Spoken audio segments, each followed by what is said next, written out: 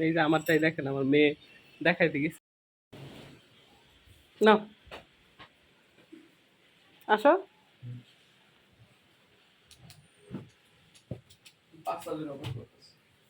আচ্ছা, পাস্তা হবে না, তোমরা এটা খাওয়া পাতা। কেন? ইচ্ছা নাই।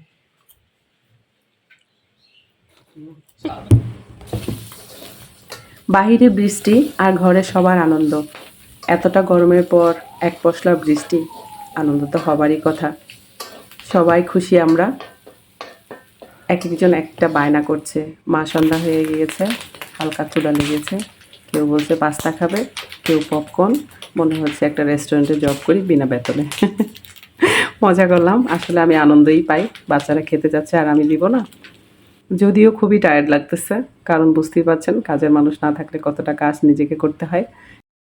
খুবই সাধারণভাবে বানাবো পাস্তাটা, কারণ ঘরে তেমন একটা কিছু ছিল না, কিন্তু বাচ্চারা বায়না করছে। তো মনোযোগ দিয়ে সুন্দর করে রান্না করব যেন ওরা টের না পায়। যদিও পায়নি, সবাই বলছে খুবই ভালো হয়েছে।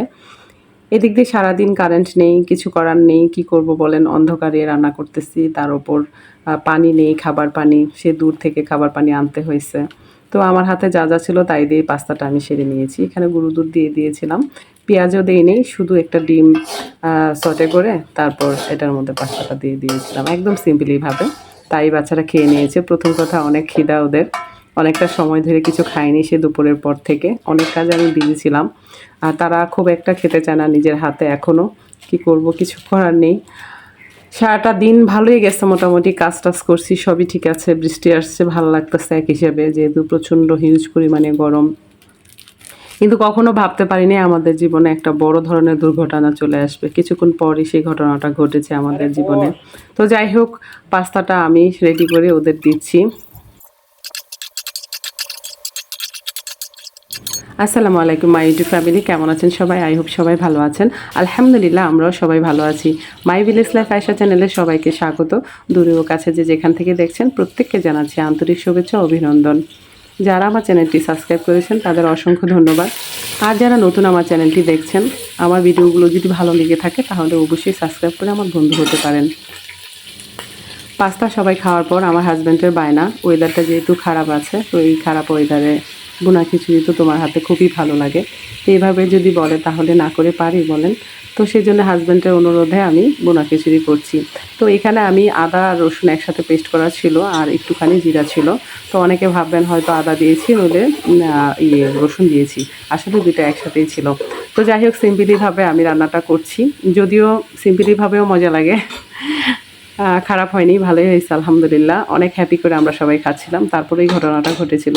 তো যাই হোক, আমি যে মশলাটা রেডি করেছিলাম তার মধ্যে আমি ধুয়ে রাখা চাল আর ডাল দিয়ে দিয়েছি। এখানে আমি চাল নিয়েছি 3 পট আর ডাল নিয়েছি 1 পট। তো চালে ডালে 4 পটের মধ্যে আমি পানি দিয়ে দিয়েছি 7.25 পটের মতো আর কি, যেন একটু ঝরঝরা হয় আর সুন্দর হয় আর কি। তো আপনারা আপনাদের পরিমাণ মতো দিবেন, কারণ এখানে ডালটা যদি মোটা হয় তাহলে সেভাবে পানি দিতে হবে, আর চালটা যদি চিকন হয় বা নতুন হয় সেভাবে একটা দিতে হবে পানি, আর পুরান হলে আরেকভাবে দিতে হয়। এটা আপনারা সবাই জানেন কম বেশি। প্রিয় আপু ভাইয়ারা, এই মুহূর্তে যারা আমার ভিডিওটি দেখছেন, যদি ভালো লাগে তাহলে প্লিজ লাইক দিয়ে আমার সাথে থাকতে পারেন, পাশাপাশি ফুল ওয়াচ করার অনুরোধ রইল। তো আমি পানি দিয়ে দিলাম, এবার ঢেকে রাখবো, কিছুক্ষণ পরই হয়ে যাবে, বেশিটা সময় লাগে না ভুনা খিচুড়িতে, আপনারা সবাই জানেন। তো এর মধ্যে আমি যখন খিচুড়িটি বানাচ্ছিলাম তার ঠিক আগে আমার শাশুড়ি মুরগির গোস্তটা করে রেখেছিল। তো সে ভাবছিল সারাদিন যেহেতু আমি খাটাখাটি করছি, তো সেজন্য হয়তো তার মায়া লাগছে বা কিছু একটা, আমারই রান্না করার কথা ছিল। তো সে জায়গায় উনি বসিয়ে দিয়েছেন। আলহামদুলিল্লাহ ভালো হয়েছে খেতে, দেখতেও খুবই সুন্দর হয়েছে। তো আমি এই পর্যায়ে এসে একটু ঘি দিয়ে দিব যেন স্মেলটা খুব ভালো আসে। তো আমার কাঁচামরিচ কিছু আগেই দেয়া ছিল, আমি পরবর্তীতে আবারও কিছু কাঁচামরিচ দিব, কারণ এটার স্মেলও আমার কাছে অনেকই ভালো লাগে। তো তারপরে পোলার চালের পাতা যেটা আছে বাগান থেকে, সেটা আমি বরাবর মতো দিই, কিন্তু এখন যেহেতু বাহিরে বৃষ্টি, তো যেতে পারবো না, সেজন্য আর দেওয়া হয়নি। কিন্তু আমি ম্যাক্সিমাম সময় পোলা পাতার গাছ বলে এটাকে আমরা বলি গ্রামে, আপনারা কি বলেন জানি না, সেই গাছের যে পাতাটা হয় না, সেই পাতাটা দিলে ভালো একটা স্মেল আসে। তো আলহামদুলিল্লাহ আলহামদুলিল্লাহ আমার খিচুড়িটা হয়ে গিয়েছে এবং দেখতে সুন্দর হয়েছে, খেতেও কিন্তু মাশাআল্লাহ অনেক সুন্দর হয়েছিল। ওদের খাবারটা আমি খেতে বলে তারপর আমার রুমে একটা প্লেট দিয়ে নিয়ে গিয়েছি, যদিও আমি রাতে খাই না, কিন্তু অল্প একটু খেয়েছি, কারণ যেহেতু এখন মানে কাজের পরিমাণ আমার খুবই বেড়ে গিয়েছে। তো সেই জায়গায় যদি ভালো করে খাওয়া দাওয়া না করি একদমই, তাহলে তো অসুস্থ হয়ে পড়বো বলেন, তখন তো আর কে করবে এসব। যেহেতু এখনও একটা বুয়া পাচ্ছি না, যদি পাই সে অবধি তো ঠিকঠাক থাকতে হবে, তাই না? তবুও সুস্থতার মালিক আল্লাহ। তো এর মধ্যে আমি খাচ্ছিলাম, খাওয়ার পর আমি দেখতে গিয়েছিলাম ওরা কিভাবে খাচ্ছে বা কিছু লাগবে কিনা। তো যখন আমি আমার ছেলের রুমে গেলাম, দেখি সবাই মিলে খাচ্ছে, এর মধ্যে আমার শাশুড়ি খেতে বসে হঠাৎ করে মাথা ঘুরিয়ে পড়ে গেছে থপাস করে। এত বড় শরীরটা নিচে যখন ফ্লোরে পড়ছে, একদম সম্পূর্ণ আমার বড় ছেলের উপরে যেয়ে পড়ছে। আলহামদুলিল্লাহ, নইলে হয়তো অনেক বড় ধরনের দুর্ঘটনা হতে পারতো। আলহামদুলিল্লাহ এখন ভালো আছে, কিন্তু তবুও তো বুঝতেই পারছেন, নুরের আব্বুর যেহেতু বাবা নেই, ও প্রায় নিজেকে খুবই মনে করে আর কি। তো ওর মা আছে, তো ও মাকে চোখে হারায় সবসময়। তো সে জায়গায় এমন একটা ঘটনার পর ওর আব্বু একদম ভেঙে গিয়েছে, আর ওর মার প্রতি অনেক অনেক অন্যরকম ও। আর তাছাড়া ছেলের সামনে মার এমন একটা ঘটনা হলে স্বাভাবিক, সব ছেলেরাই একটুখানি অন্যরকম হয়ে যাবে, তাই না?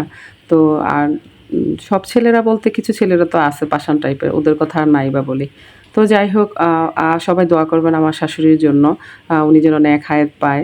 আর সবাই দোয়া করবেন আমার বাবা মার জন্য। আমার বাবা মা অনেক ভালো মনের একটা মানুষ, মানে দুজনেই খুব অন্যরকম আল্লাহওয়ালা মানুষ।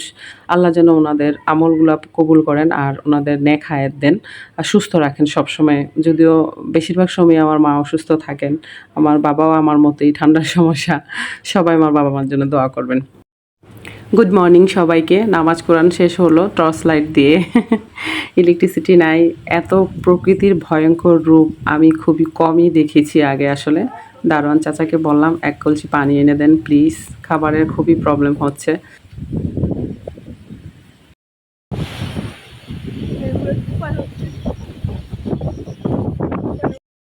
দেখছো এগুলো সব শুকনা ছিল।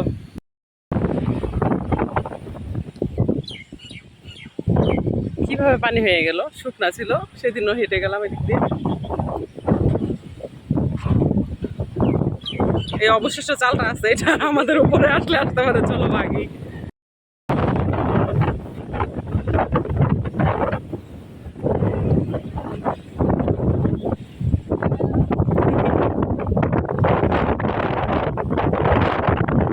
শুরুতে মেয়ে খুব ভয় পেয়ে গিয়েছিল, বাট আস্তে আস্তে ও আনন্দ পাইতেছে। ও বলতেছে মা একটু থাকি।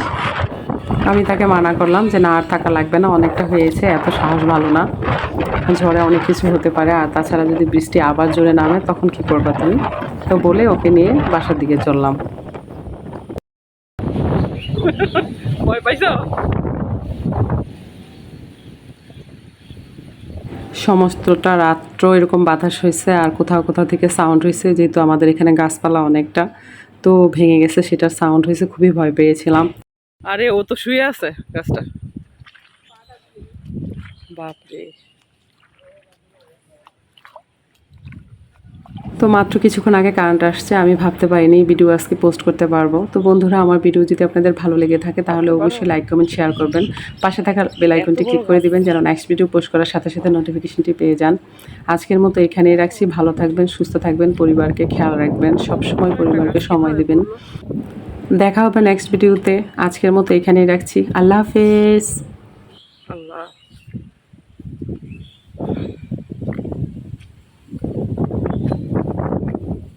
অহংকারে যারা উপরে উঠে থাকেন বেশি, দেখেন কখন না কখনো এই মাথা মাটিতে নামে। আল্লাহ চাইলে সবকিছু সম্ভব।